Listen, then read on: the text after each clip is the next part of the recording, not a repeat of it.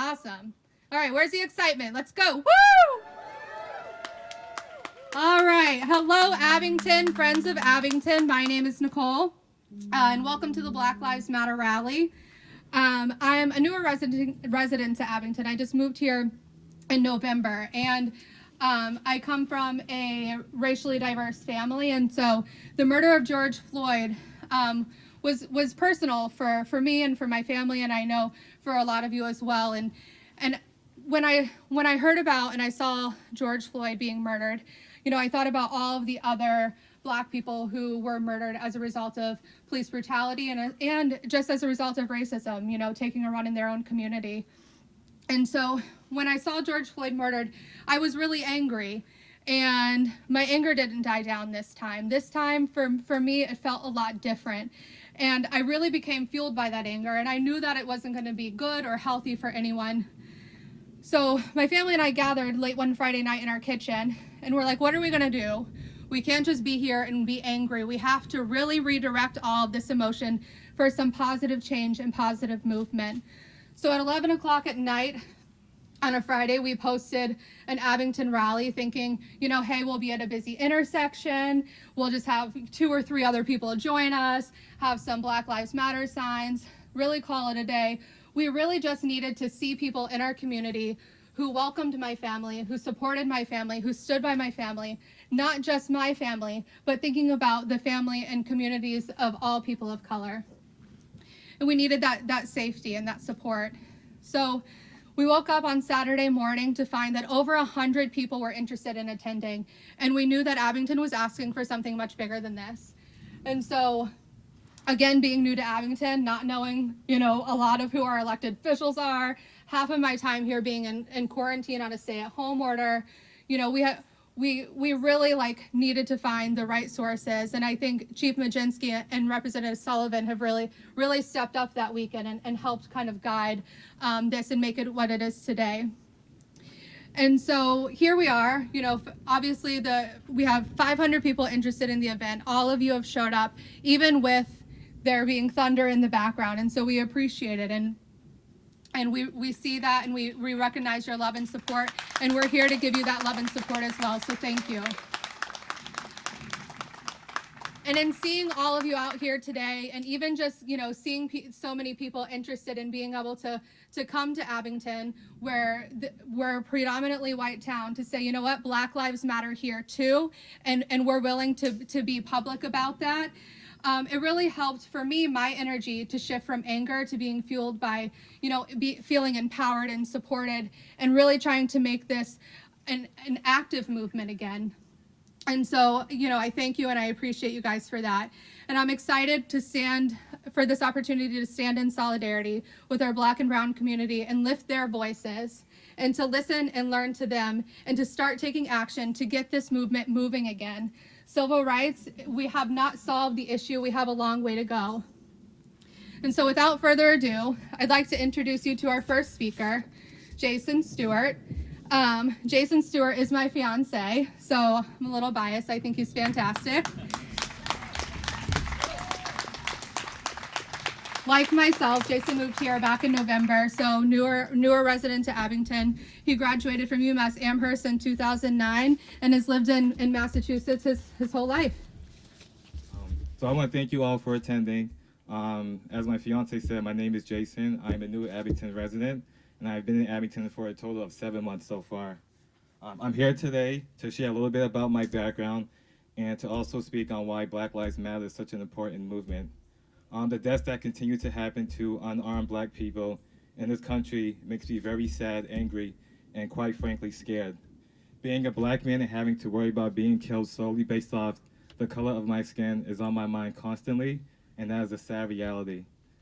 This sad reality is what the Black community has to endure on a daily basis, and the murders of George Floyd, Ahmaud Arbery, and the other unarmed killings of Black people portray this. So I grew up in the South End of Roxbury, and majority of my friends were predominantly Black. I can think of the countless times I was followed by security in a store or a shopping mall, getting stares from individuals who made us feel we didn't belong in a certain place. I also remember walking down the street, and once people saw me, they would cross to the other side just to avoid me.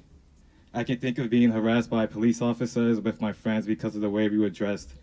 For instance, there was one police officer that approached my friends and said to us, "What are you guys, a pink gang?" just because of what we were wearing.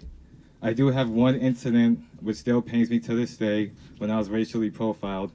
I was between the ages of 14 to 15 years old and I was coming back from the gym. 3 officers surrounded me saying, "You, get over here right now," with so much anger in their voices, and I simply asked them, "What did I do?" Their response was, "I fit the description of an individual who stole a bicycle," and I replied back, "I just came back from the gym. I have no knowledge of what you're talking about." As the response came out of my mouth, the officer immediately grabbed my arm, and I was so scared of what was going to happen next. I tried to remain calm, and the police officer told me to get on the ground. The only reason why this cop stopped me is because I was black and he thought I looked guilty. I remember him saying to me, "If I ever see you again around this area, I will have you arrested." Mind you, I was a kid in my own neighborhood. How was I supposed to stay away from an area where I lived? Because of that incident, I became very cautious in my own neighborhood, and I was afraid I was going to get arrested just for being outside my home. These are the type of occurrences that happen to the black community far too often.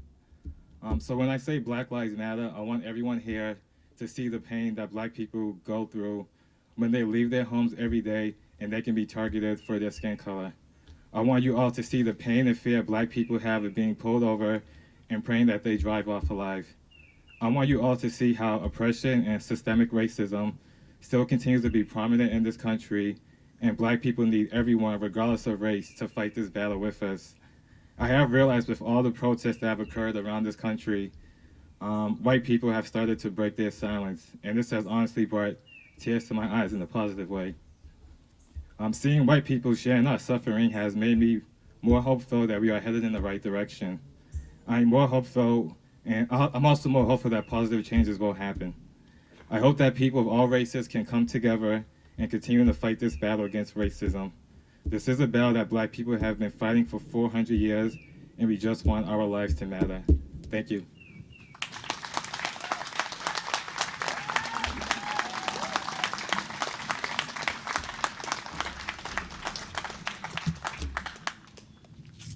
Sorry, slight sanitation break here before we pass the mic. So our next speaker, I'm really excited. He was able to make it out. He served as a member of the U.S. House of Representatives in Massachusetts since 2001, representing the 8th Congressional District. He graduated from Wentworth Institute of Technology in 1988. Boston College Law School in 1991, and Harvard Kennedy School in 1999. If you guys could give a warm welcome to Congressman Stephen Lynch. I'm going to bring it out here. Go ahead. I'm not sure if Nicole realizes the great legacy that she is following here in Abington. I think most of the older residents know that Abington was really a hotbed for the fight against slavery. So some of the earliest abolitionists in this country, people like Elbridge Sprague from Abington, Joseph Cleverly from Abington, and others, they made Abington a stop on the Underground Railroad during the fight against slavery. And a lot of people don't realize that it was a very small group of people that spoke out against slavery initially. People like, and this was in the early 1800s, people like John Quincy Adams, of course, but William Lloyd Garrison, Sojourner Truth, Frederick Douglass, and it was a very small group. And remember, slavery had been an institution for thousands of years, so they were upsetting the apple cart. But what they did was they were pointing out to people the wrongfulness of that institution and why it should be overturned, why it should be repealed, why it should be ended. And they were a small group, but because of the truth of their message, because of the power of their message, because of the righteousness of their message, eventually, over decades, they succeeded. So this is probably my 10th Black Lives Matter event that I've done. I've got like 22 towns and 3 cities, so I do this whenever I'm home. And every event has had its own character, its own special flavor, its own message. But the one thing that has been constant has been the involvement of our young people. And the young people here in Abington are the new abolitionists. The young people in our country are the new abolitionists. They are making the rest of us, older generations, take another look. Take a look at what's going on here. And this has been going on for a while, and we want change. So I give great credit to the younger people in our society who've been the champions of the Black Lives Matter movement.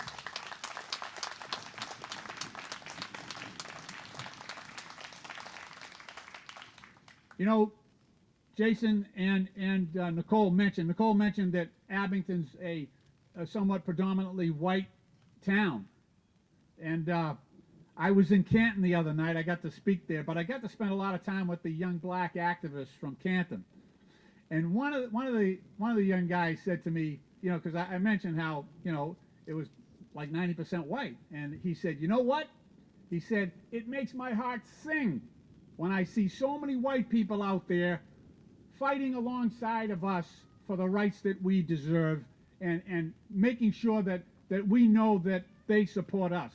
I also serve with the Congressional Black Caucus, and you know, John Lewis, he's a giant of the of really the civil rights movement. He marched across the Edmund Pettus Bridge with Dr. King.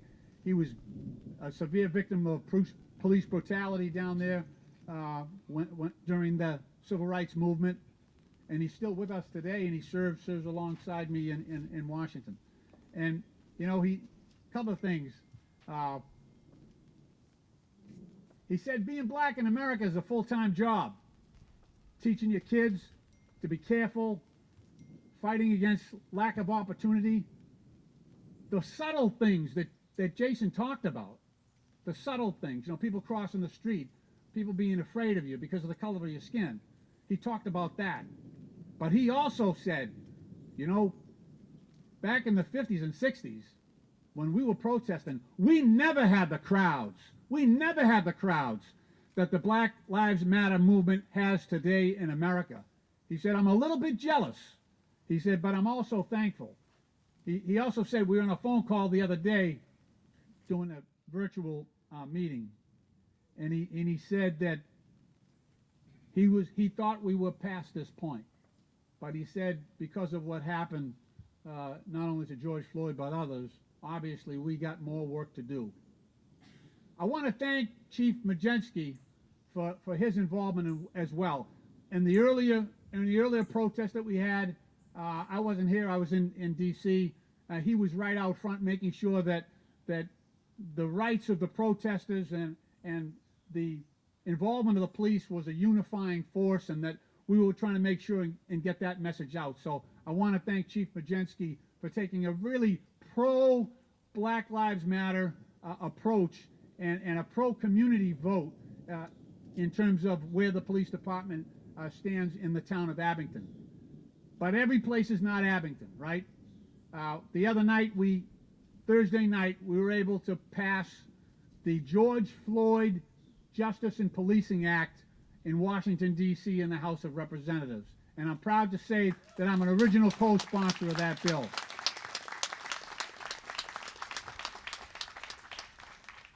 Importantly, it does a couple of things. It's about policing. So it bans chokeholds, like the one that was authorized in Minneapolis, that allowed a police officer to render a detainee unconscious by cutting off his air supply. That was in the use of force policy in Minneapolis. That is not in the use of force policies for Abington, Massachusetts. But we have 16,000 police forces, not only police departments, but also sheriff's offices around the country, and many of them have that same provision in it. So our bill, a national bill, would basically require all those 16,000 police departments to get that provision out of their use of force policies across this country. You got to think about this. In our society, we only allow two types of people to render a person unconscious. One is those police departments that allow that to happen, allow a police officer to do that. The only other person in society that can do that is an anesthesiologist. An anesthesiologist goes to school for 12 years, 4 years undergrad, 4 years graduate, 4-year residency, does it in the care of a hospital with all the provisions and safety provisions connected with that. And we're allowing police officers who might be out of the academy for 2 weeks to tackle somebody on the ground and render them unconscious. That cannot happen. I spend a lot of time with our military, 30 trips to Iraq, 14 trips to Afghanistan. We don't allow the special forces in Afghanistan to use that against somebody on the battlefield, a detainee brought in from the, yet we allow that in the United States of America. Clearly that is wrong. Second thing I want to say is this. A lot of people are making the mistake of trying to take all of the ills of society and stuff them into a blue uniform and blame it all on the police. And that's wrong. That's wrong. We've got some good police. The other thing is, this is a societal problem. This is societal. It's not just the police. We all have work to do. I have work to do, right? In 20 years in Congress, I got like a 94% NAACP voting record. I can do better. I need to do better. I will do better. But I want to thank you for being here. I want to thank you for being involved. I know most of you, just looking at the crowd, most of you have white skin.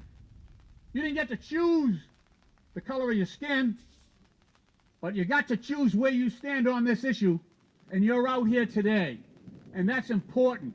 That's important to support our black brothers and sisters and make sure that the change, that we become the change. That we make sure that we step up and support our black brothers and sisters.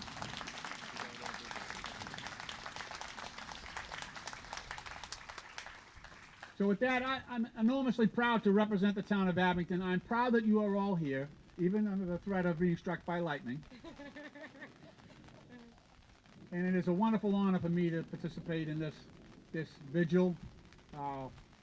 My prayers are with all those families that have been affected by injustice.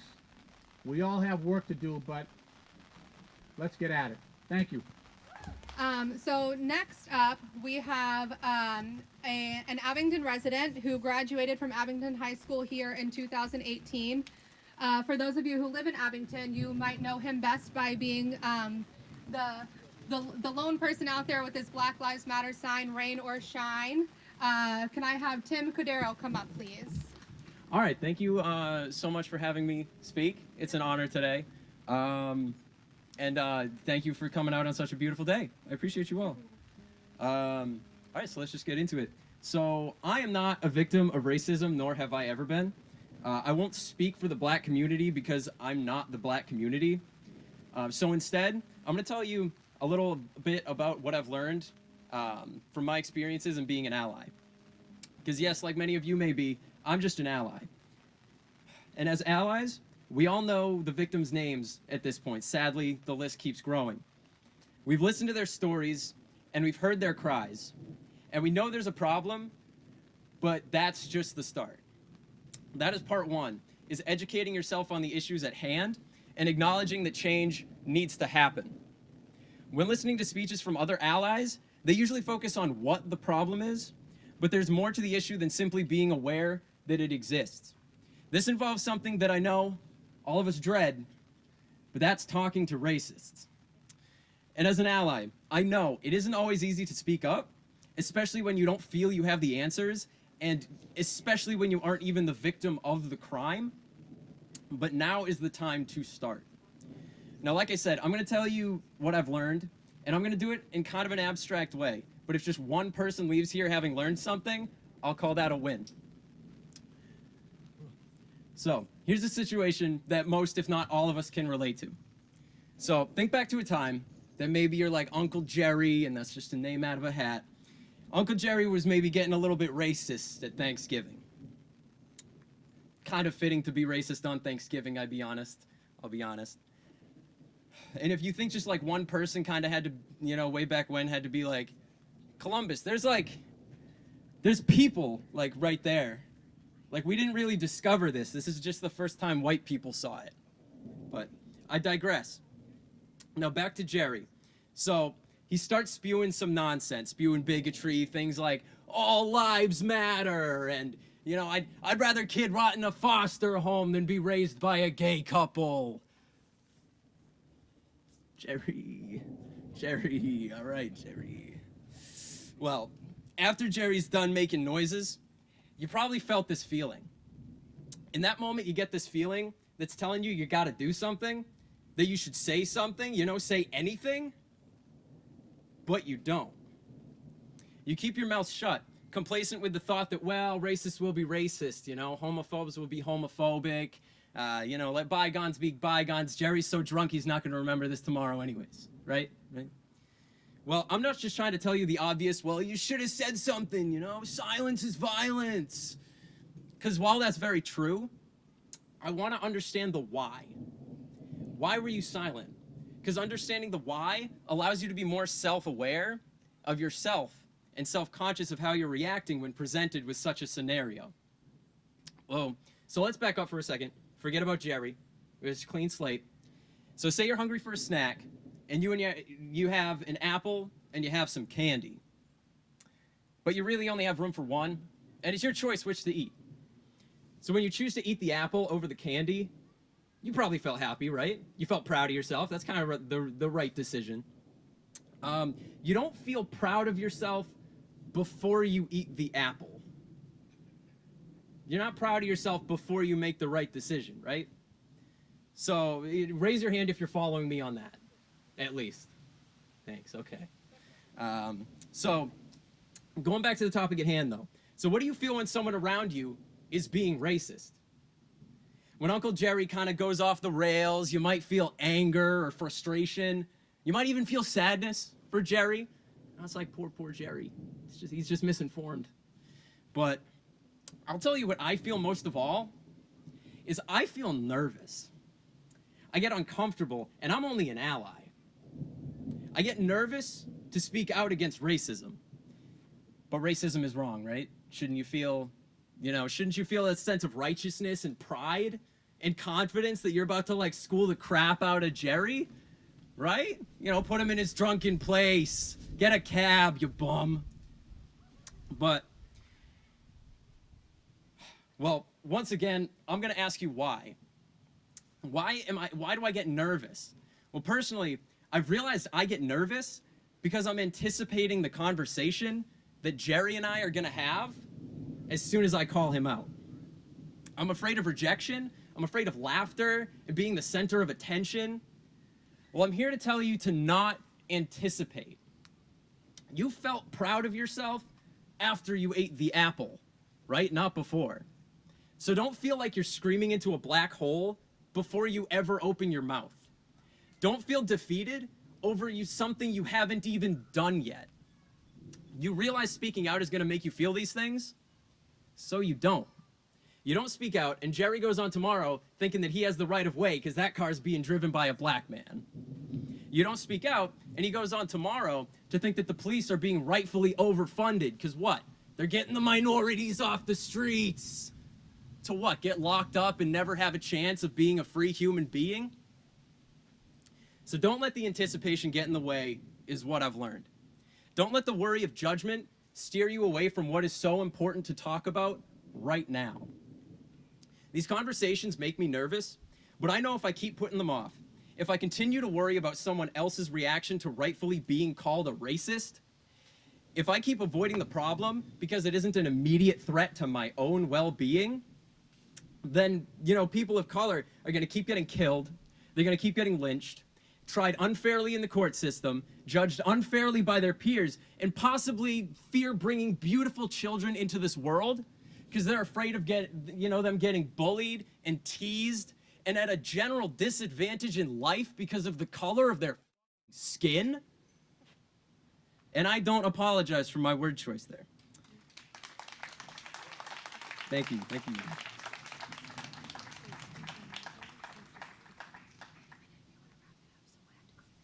Perfect, perfect. All right, this is only one more minute. Last thing I want to touch on is to make it productive. I've heard so many people, talk about this point, but I see very few people actually act on it. So, I'm in the Life of Abington Uncensored group on Facebook, and I see I heard an over here, that one. And I see all of the racist posts that are put in there, and I just think to myself, oh boy, here we go again. Here we go. I look in the comments and see two things. I see people who agree, and I see people posting pictures of people with their faces literally squished into the ground, licking somebody's boot.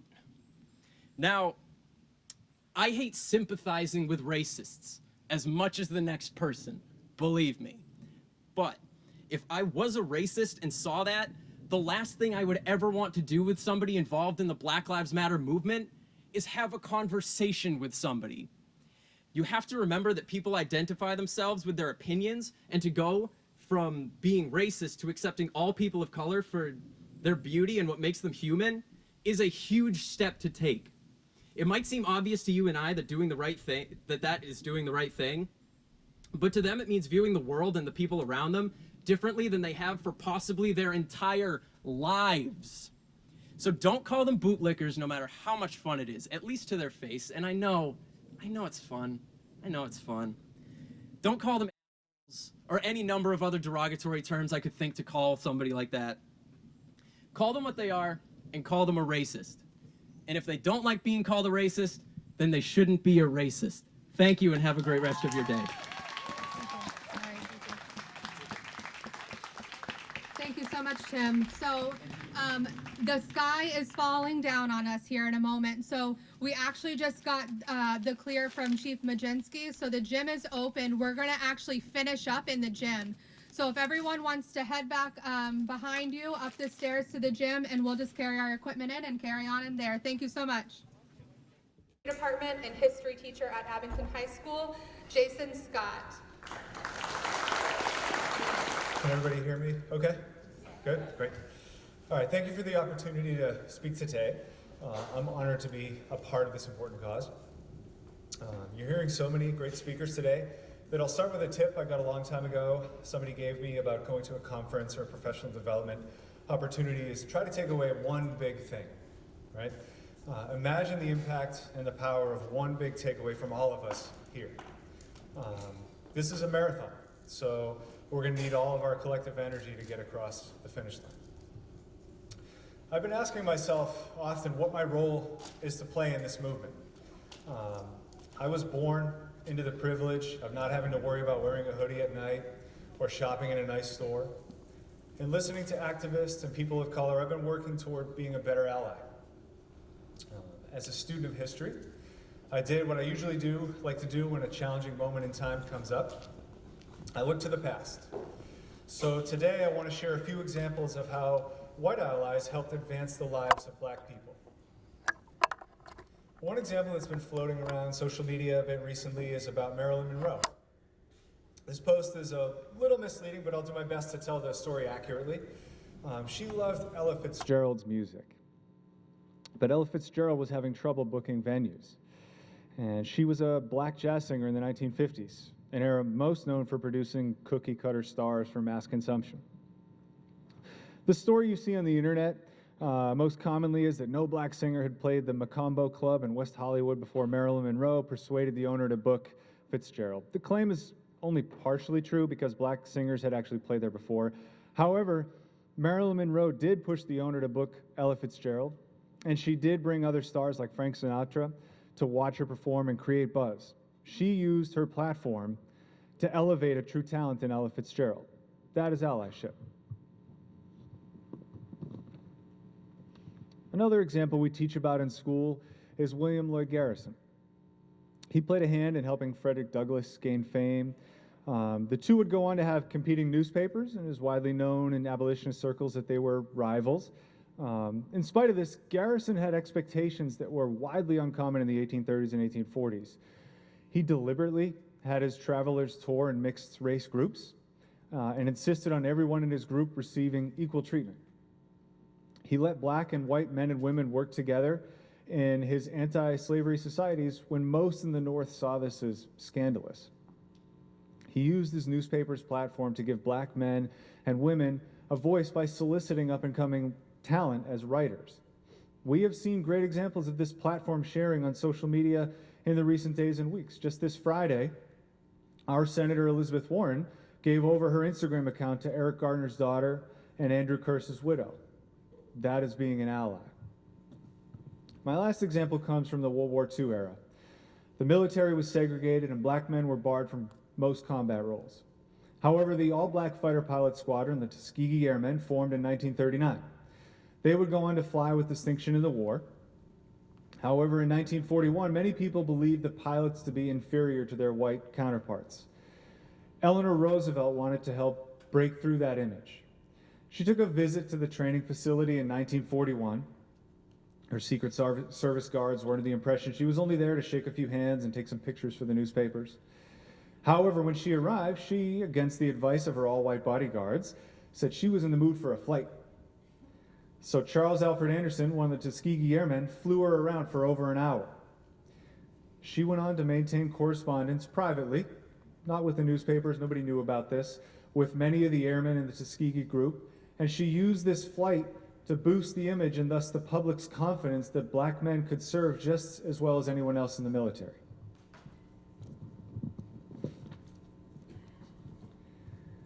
In order to sustain this moment, we will need the energy of activists, as so many people have said today, the young people like so many of you here today. We will need to put pressure on institutions that have long worked against black men and women in this country. Everyone has a role to play. I will do my best to be an ally and teach anti-racism. I'm also honored to be a member of the newly formed Race and Equity Committee for the Abington Public Schools. One of the first things we've planned are reading and discussion groups for teachers to continue this conversation over the summer. We felt that the fall was too long to wait. The committee will be expanding to include different stakeholders over time and will be an important part of the district's anti-racist actions. It can be hard as a teacher to have conversations about race in school, but having the support of the superintendent and the building principals means that they will have our back because we are on the right side of history. Thank you for having me. I look forward to listening to the other speakers here today.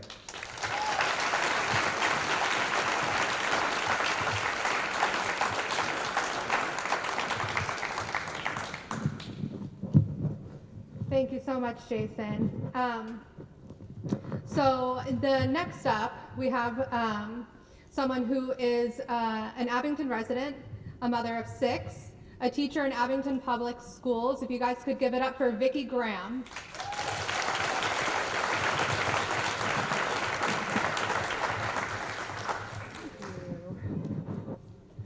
Hello, everyone. Like she said, I'm Vicki Graham, mom of 6, 5 adopted children. All of my children go to the Abington Public Schools. I'm also a teacher in the Abington Public Schools. And I've been waiting for this moment for so long, and I don't know what's different about this moment, but there's something. So anyway, I learned the value of a black life 13 years ago. We decided to adopt our second child, so we adopted through DCF. One of the very first things I learned from our social worker was that if you wanted to adopt a white baby, you'd have to wait years. But if you were willing to accept a child of another ethnicity, it would be a much shorter wait. Sure enough, 2 days after we were approved, there the social worker was with my baby. We hit the trifecta of unadoptable babies. A black baby, a boy, born with drugs in his system. He was there for 6 days without a family, without a mom. Nobody took him. White foster babies don't have to wait that long. His medical records were a mess, so the social worker tried to tell us all this important information, but it was all conflicting. One person wrote he was Caucasian, one wrote he was biracial, there were 2 different birth weights recorded, it was a mess. We couldn't have cared less, we were just staring at him. It was the most wonderful moment. What was interesting was the questions people would ask. One of my favorites was, do your kids have two different fathers? Why, yes, they have two different mothers too. But like, what do you want me to say, right? My absolute favorite though, so I call him my squishy. And I took my squishy everywhere with me because I knew I could protect him as long as he was with me. So I would take him out with me and people would say, are you gonna tell him he's adopted? Now it was me with my white husband and my white son and this little child who's 5 shades darker. And I'm looking at him and I'm looking at the person going, I'm pretty sure he's gonna figure it out. Like, we already told him. We haven't told him he's black yet though, so if you have any interest in and they go like, what? But it was just, how do you answer that, you know? And the problem is, I did tell him he was black, but I didn't teach him how to be black. I didn't want to. I didn't want to have to teach him that. I knew I had a secret weapon, right? So we got our kids together a couple weeks ago and we sat at the table and we talked about all the stuff that's been going on. And I got sad. And we had a great conversation, and we have these conversations a lot.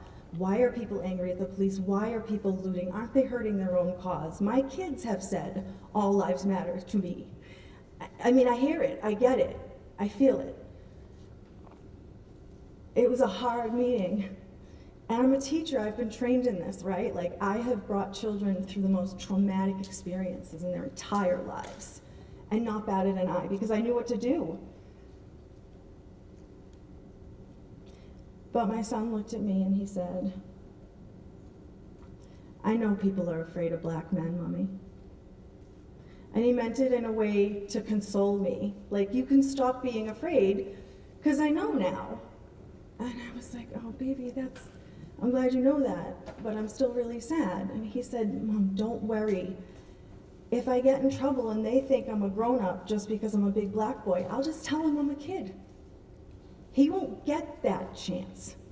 He'll never get that far in the conversation. So I tried to reassure my kids, but I lost my credibility as I lost my composure, because honestly, I don't believe they are safe.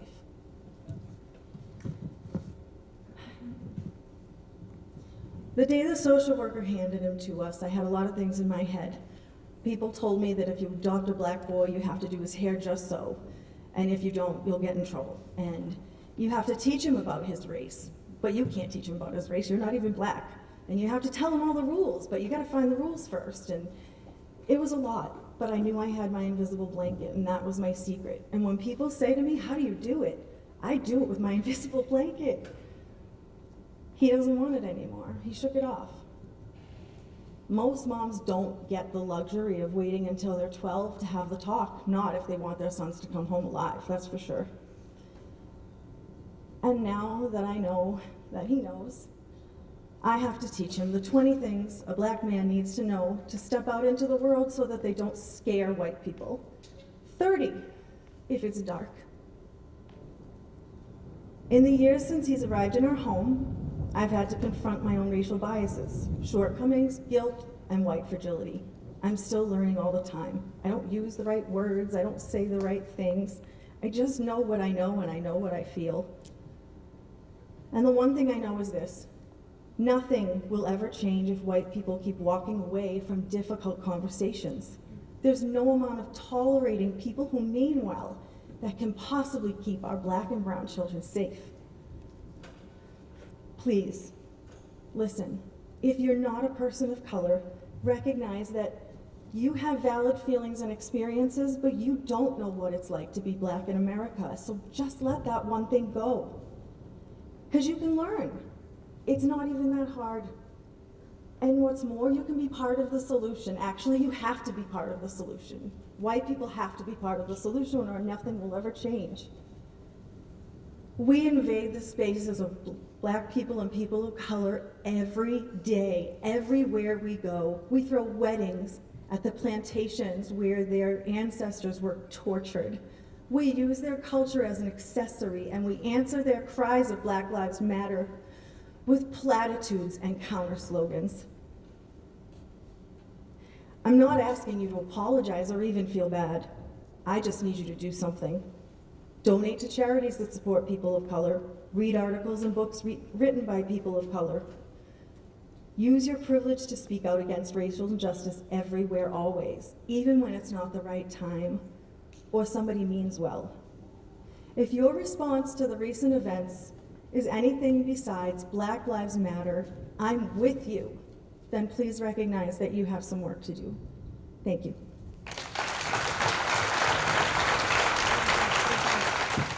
So for our next speaker, we have the president of the Historical Society here in Abington, Mr. Doug Ulwick.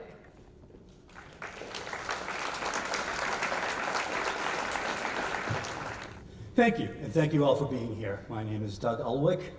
I was a founding historic commissioner in the town of Abington, and I'm currently the president of the Historical Society of Old Abington.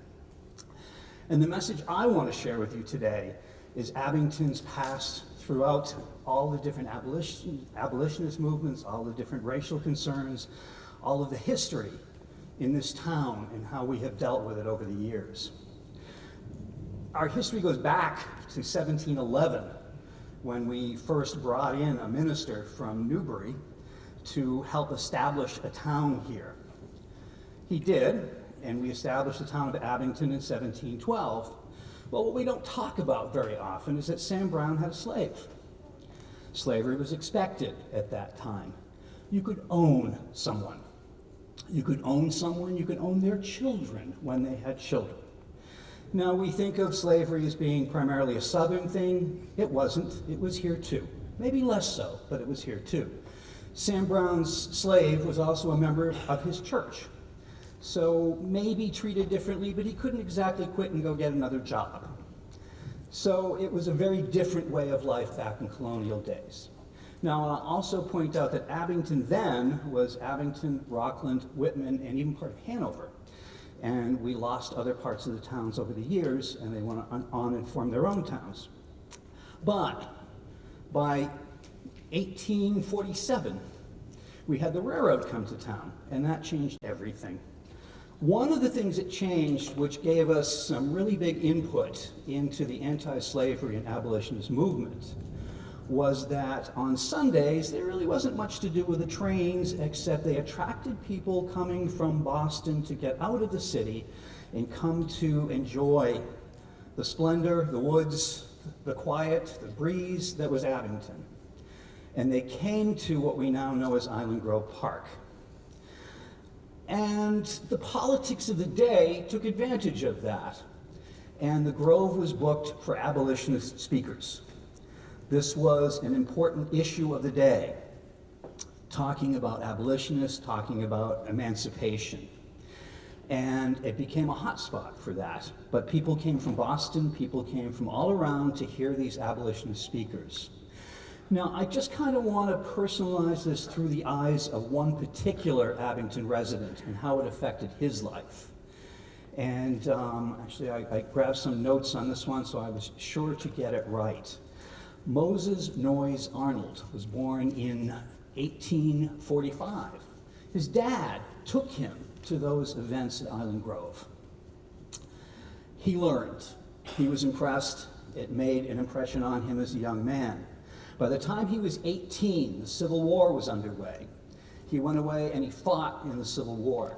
He advanced through the ranks over the years, became a lieutenant, became a lieutenant colonel, became a captain, was wounded, came back to Abington after the war.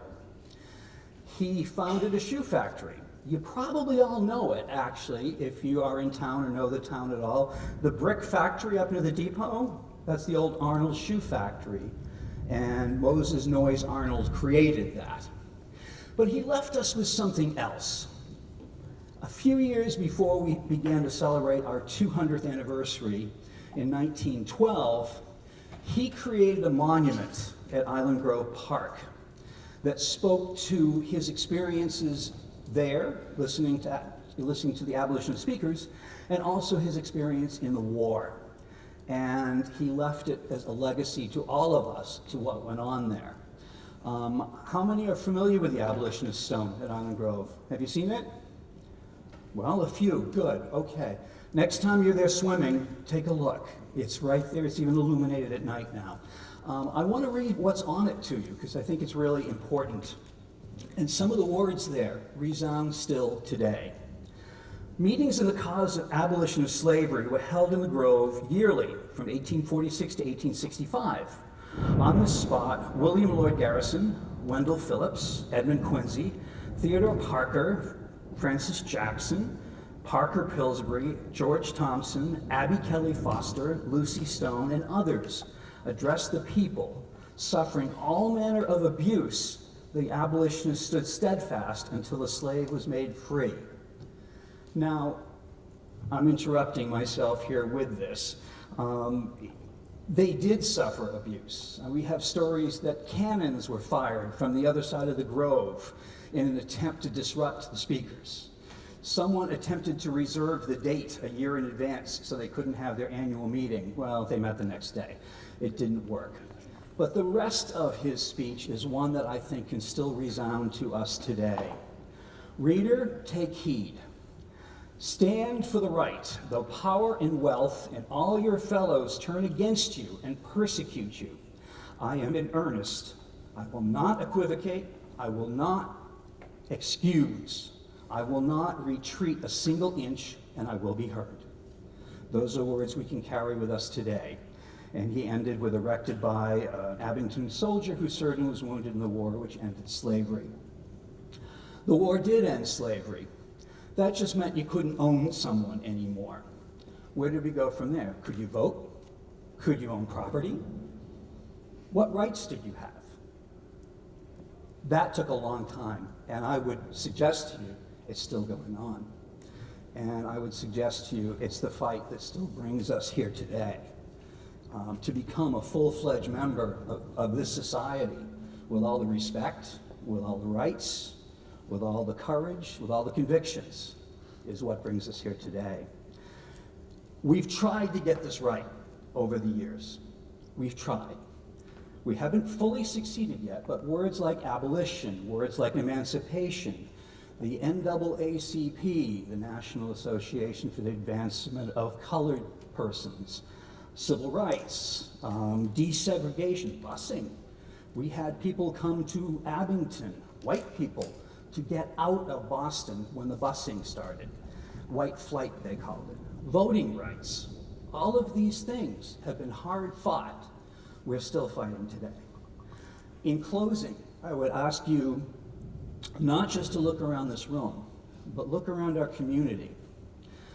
A statistic that always sobers me very quickly about where we are. Abington has, last check, about a 4% black population. Brockton has 44. The white population in Brockton is 39. Is there a moat? Is there a wall? How come we aren't more hospitable to the black people among us? And I leave you with that thought. And I leave you with the thought that the abolitionists realize the fight is not over. Thank you.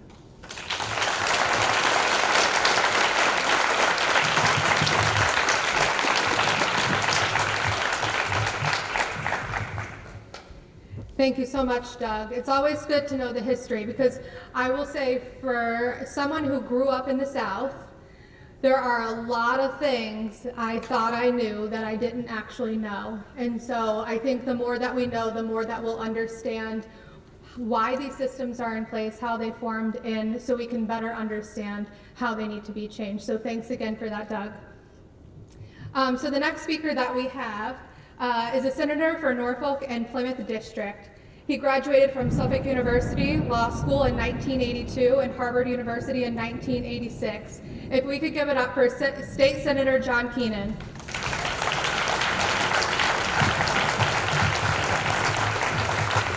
Well, good evening, everybody, and thank you for the invitation, and Nicole and Jason, thank you for the work that you've done to all the speakers. It was great to hear your different perspectives and to hear the history of this great town. I was asked, when I was invited to speak, to talk about racism in my life. And as somebody said before, it's kind of hard for a white kid from Quincy to talk about experiencing racism. So I thought I'd talk a little bit about what I've seen and what I've heard. I grew up in Quincy in the 1970s when busing was raging just a few miles away in Boston. And I remember in 5th grade specifically that all these new students came. Doug mentioned white flight. They were part of white flight. They came over the bridge to Quincy.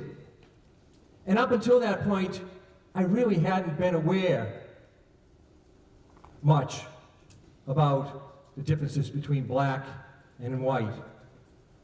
But they brought with them, in some ways, what they were escaping. And I remember playing basketball in the schoolyard, and all of a sudden hearing the N-word.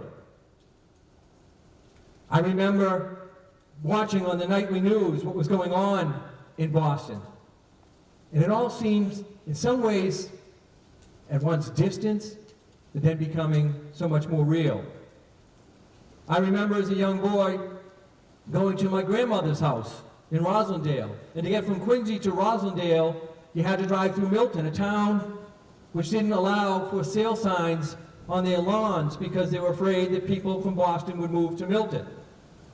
Those people, they never said it.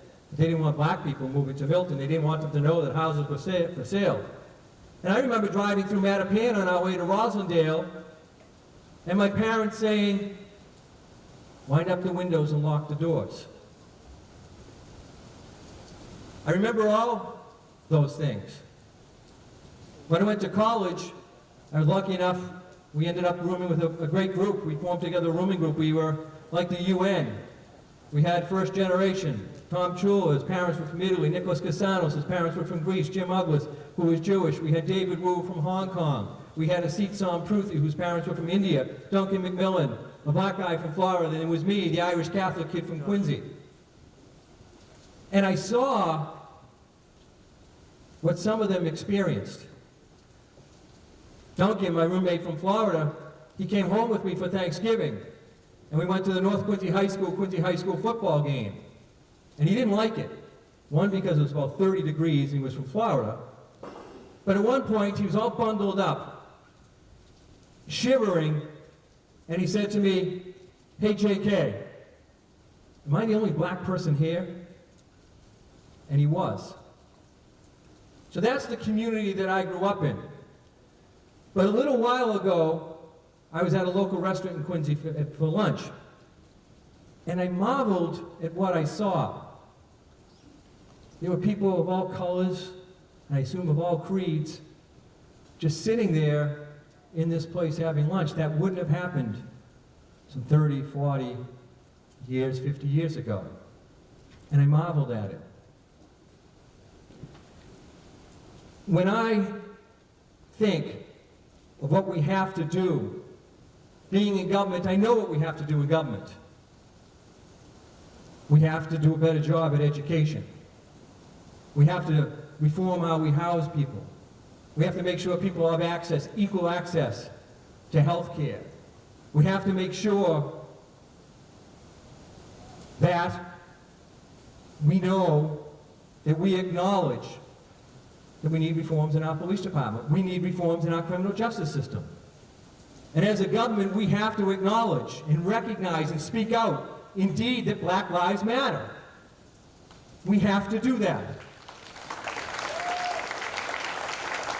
But government can only do so much. We have to change. We have to change within ourselves. We have to change within our homes, with our children. We have to change within our communities.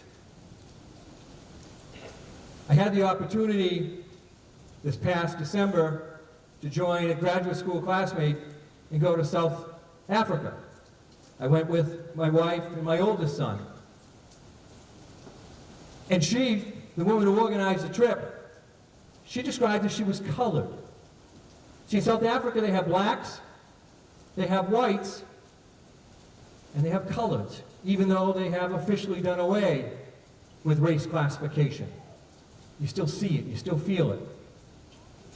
I went out to Robben Island when Nelson Mandela was imprisoned.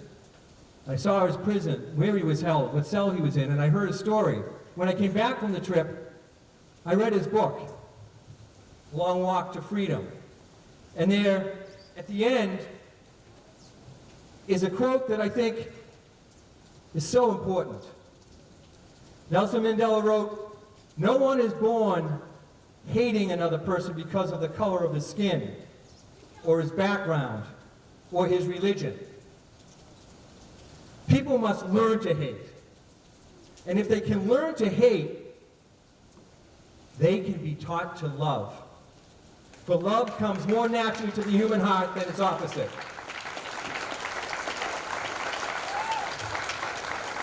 And when I see the young people here, I have hope, because you embody love. That's why you're here.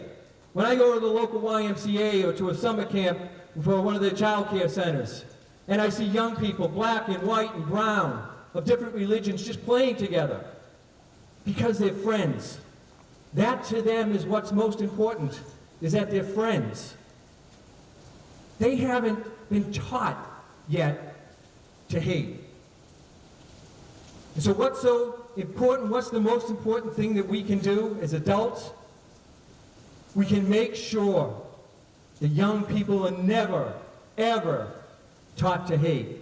We can make sure that young people learn nothing but love. That's what we have to do. And we have to say to the young people, and we hope the young people don't take what you see on social media, on Facebook, on Twitter, on Instagram, and Snapchat. Don't let that teach you hate. Bring love to your family and your friends and your communities. I hope that when my grandchildren, and I don't have any yet, but when my grandchildren go to a restaurant in Quincy, where I grew up and lived, or Braintree, or Rockland, or Holbrook, or here in Abington, the communities that I represent, or if they go to a restaurant anywhere in this Commonwealth or across this country, that they'll go to a place and notice the great diversity and recognize that that should not be used to divide, but it should be used to unite. That they will see the differences and celebrate those differences. That's what I hope. That's what I hope for my children. It's what I hope for all our children. It's what I hope for Abington and for Quincy and all the towns I represent. It's what I hope for the Commonwealth, for our great country.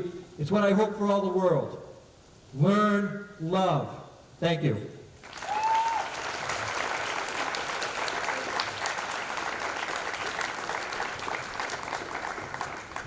Thank you so, so much. So our next and final speaker, I want to say she has been a huge, huge, huge inspiration for me. I know her. We work together. She is someone who really inspired me to put this event together. She is quite the powerhouse. She's an Abington resident, and she is a business owner of In the Mix Bakery. Why don't we give it up for Joanna Baton?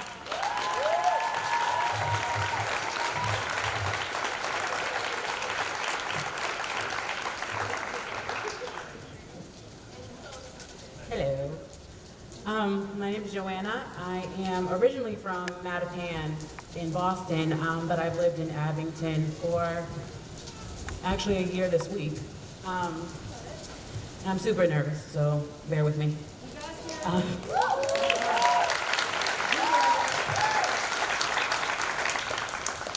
Anyone who knows me knows that I'm never at a loss for words. Besides shopping online for things I don't need, talking is basically my favorite thing in the world. So it was crazy to me that it was so hard for me to figure out what I wanted to say today.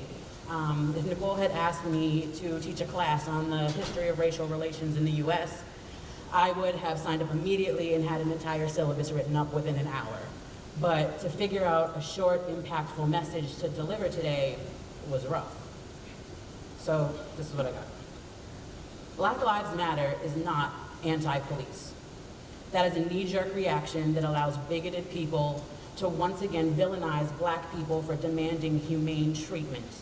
especially from the people who are sworn.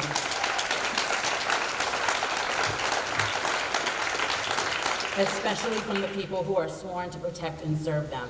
It is a way of talking in circles around the actual point, and it serves no one. It's a very emotional topic for me because my father grew up in the rural Jim Crow South, and then he and his brother moved to Boston in the late 70s looking for a better life. They started families and became police officers, and they now each have 30 plus years of service under their belts.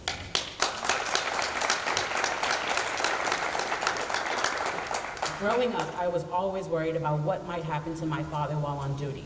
As an adult, I have those exact same fears about what might happen to him now that he is retired and out of uniform. Do you think these anti-police labelers have any idea what that feels like? Like the person who gave you life has dedicated theirs to protecting lives, but theirs might be taken away for no reason other than they fit a description.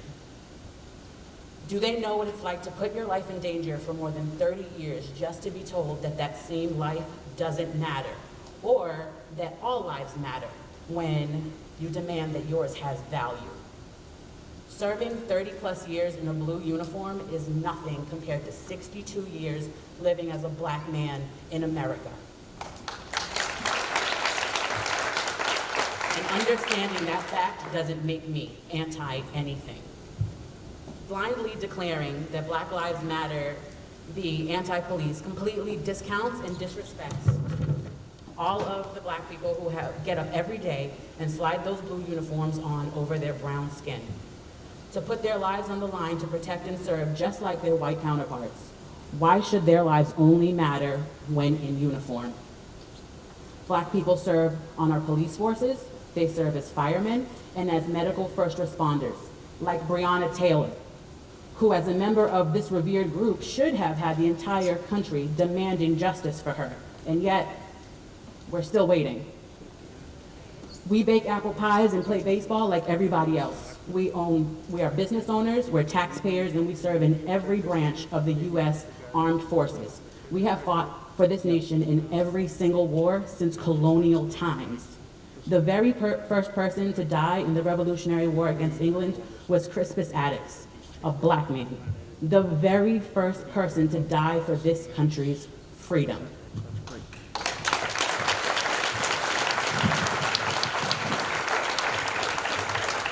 Yet 250 years later, when we protest and speak up against the injustices and inequities that plague our community, we're called unpatriotic and un-American.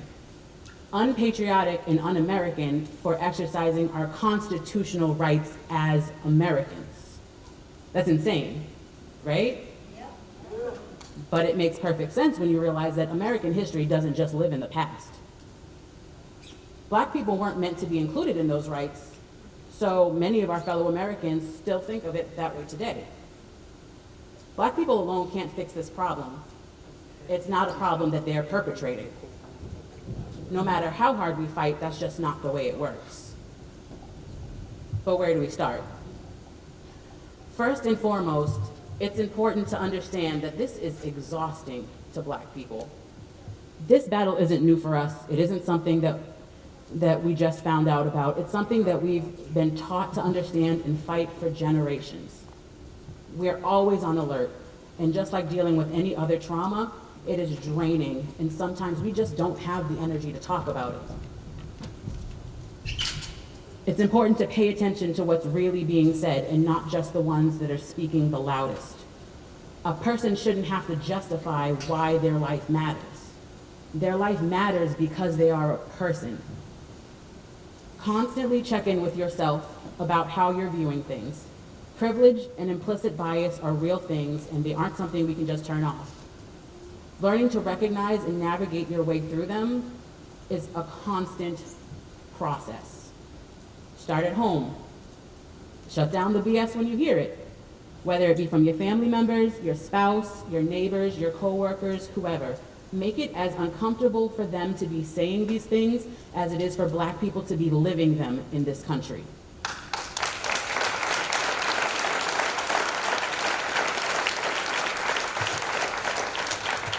There is no place for passive-aggressive etiquette in a revolution.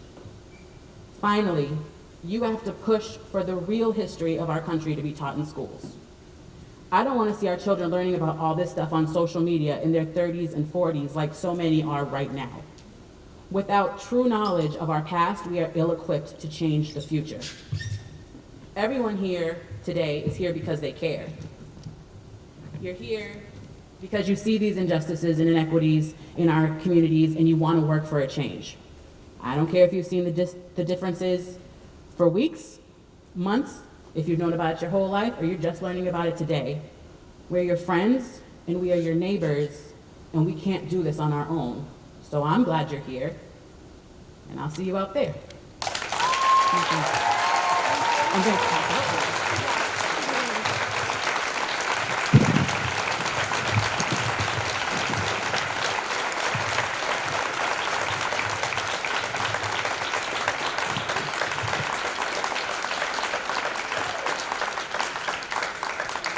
All right, guys, I want to thank all of our speakers for being able to be brave enough to come up here today and share their stories, their experiences, and their support for Black Lives Matter.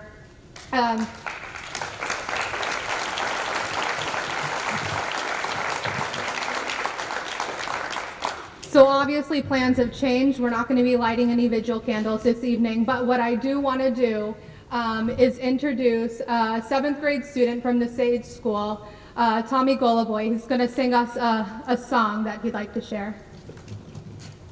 Have you ever felt like nobody was there? Have you ever felt forgotten in the middle of nowhere? Have you ever felt like you could disappear? Like you could fall and no one would hear? Well, let that lonely feeling wash away. 'Cause maybe there's a reason to believe we'll be okay. 'Cause when you don't feel strong enough to stand, you can reach out a hand. And oh, someone will come running, and I know will take you home. Even when the dark comes crashing through, or when you need a friend to carry you, when you're broken on the ground, you will be found. So let the sun come streaming in, 'cause you'll reach up and you'll rise again. If you only look around, you will be found. You will be found. You will be found. Out of the shadows, the morning is breaking, and all is new. All is new. You are not alone. You are not alone. You are not alone. You are not alone. Even when the dark comes crashing through, when you need a friend to carry you, when you're broken on the ground, you will be found. So when the sun comes streaming in, 'cause you'll reach up and you'll rise again. If you only look around, you will be found. You will be found. You will be found. Great, thank you so much.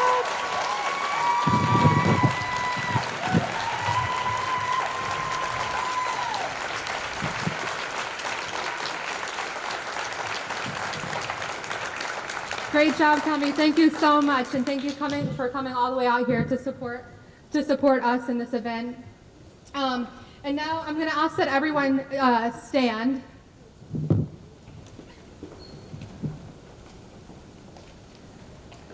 So we're going to have 8 minutes and 46 seconds of silence. This silence is going to be. Sorry. This silence is going to be for the memories of George Floyd and for all of the Black men and women who have died at the hands of racism and hate and bigotry in our country. All of the people who've come before George Floyd and all of the atrocious murders that have happened after George Floyd. So we want to show love, respect, and solidarity to Black people and let them know that their lives matter even when they're alive. So if you could just join us, we'll be silent for 8 minutes and 46 seconds.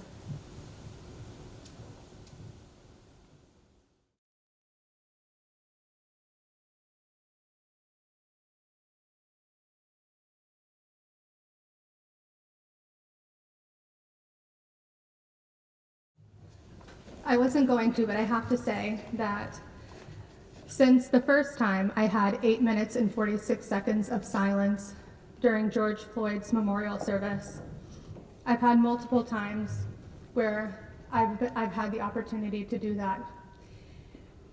And inside of me, it feels so painful to every single time, because I think, my God, my knees are killing me, my feet are killing, can I sit down yet? And to think that someone could kneel on his neck for that long with cameras, with people begging him to stop, and still continue for that long is infuriating.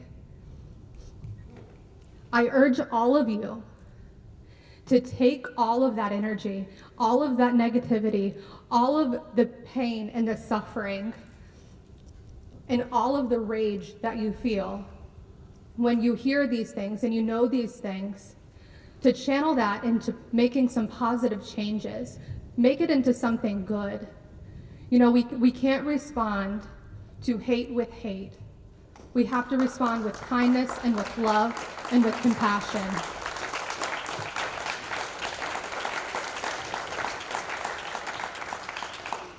So I want to encourage all of you, as you're standing here today, I want to thank you for taking a stand and for taking the risk for standing for Black Lives Matter. Clearly it's a heated movement right now, and I want you to know that I am here with all of you and I am not going anywhere. So I want to let you know ways that you can channel that energy into something positive for Abington. Few things is, as a lot of the people in the planning page know, it's kind of baffled my mind that Abington doesn't vote. We had an election recently with 958 people who turned out of 11,000 registered voters, and I beg each and every one of you to vote. That is going to be one of many things that you can do, and we actually have voter registration forms that you can take on your way out, or if you want to fill them out here, I'll be more than happy to submit them for you personally. It's not an issue. I believe 16, you can pre-register at 16. So anyone 16 and up, if you're not registered to vote, do that. Another thing that you can do is you can join the Abington Black Lives Matter Planning Committee Facebook page. This is just the first time that you'll see our faces. It will not be the last. So just know that we are making moves in this movement, and we are going to make Abington the civil rights leaders that we once were. We need to get that action back up and going. So please, I encourage you to join that planning committee as well. And obviously there are a lot of ways that you can also make moves, but I think the last one is, for all of the people in the room who are white, there are a lot of you. And I can tell you, every single time I get in front of a crowd or send an email or do whatever, my hands start sweating and I get shaky. And thanks to my mom, I'm an emotional mess sometimes, so I get a little choked up and I get nervous and I question, should I say something? Well, I want to let you know that Black people feel that too, but they don't have the privilege to be silent because it could cost them their life. So I want to encourage you to use your voices. Don't speak over people of color, because their experiences should be the one that is really paving this way, but learn from them and be able to speak to your families and be able to speak to your children. And so I really want to encourage you to do that and to educate yourselves. And so we've also started a website. I believe it's Abington BLM. So we have cards on your way out with information for our website, and we've put together some resources and information for continued learning, and we'll keep that page updated and inform everyone of ways that you can continue your learning. And also for people of color in the room and in our community and in any other community, we also want to keep that updated with resources for you all if you all feel like this is just a lot and you need some support and you need to figure out how you can connect to your community. So please, I urge all of you, don't let this fire die, and don't wait for another Black person to be murdered for you to start feeling like you need to do something about it. Thank you all for coming today.